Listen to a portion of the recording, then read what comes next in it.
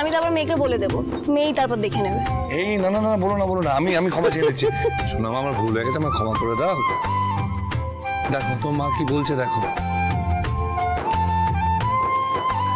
শোনো না, কেসটা সব আসতে শুরু করেছে, তুই মেয়েকে রেডি করে তাড়াতাড়ি নিয়ে এসো, ঠিক আছে? ঠিক আছে।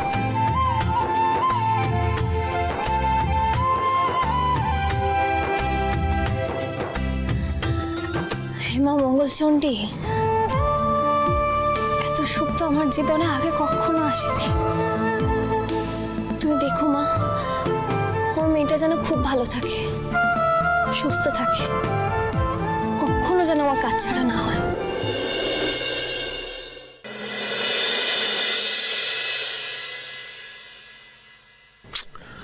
বলছি মা, এই তো টাইম হয়ে যাচ্ছে, এখনো পুজোই হলো না, বাচ্চাগুলো কখন খাবে বলো তো আমি কিছুই বুঝতে পারছি না। অরুণ, এত অস্থির হয়েও না, ঠাকুরের পুজো হবে, তারপর সেই প্রসাদ তো বাচ্চাদের মুখে দিতে হবে।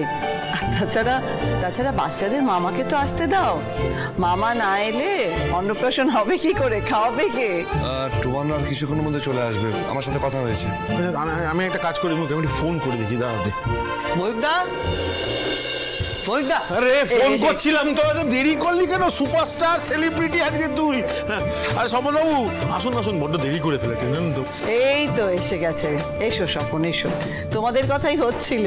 আসতে একটু দেরি হয়ে গেল মাঠান, আসলে আমার মায়ের শরীরটা না একদম ভালো নেই, ওই ঝড় ঝাড়িতে একেবারে মাথা তুলতে পারছে না, তো এখন ওই জন্য মালতীও আসতে পারলো না। সে কি, মালতী আজ আসতেই পারবে না? না মাঠান, নিতান্তই নিরুপায় অবস্থা। কাকা, আমি বলছিলাম তুমি ভালো করে ডাক্তার দেখিয়েছো তো? তুমি যদি বলো আমি একবার ডক্টর রায়কে ফোন করছি। না না বাবা, তোমায় ব্যস্ত হতে হবে না, ডাক্তারবাবু মাকে দেখে গিয়েছেন, ওষুধপত্র চলছে এখন। ছোটদি আর মিষ্টি কোথায়? পুতুল তো মিষ্টিকে স্নান করাচ্ছে, তুই জানা, গিয়ে দেখায় যা। ছোটদি, এই ছোটদি। আরে কোথাও কাউকে যেতে হবে না, আর মিষ্টি সোনাটা সেজে গুজে সুন্দর হয়ে মামার দাদুকে দেখবে বলে চলে এসেছে। বাবা এই দেখো।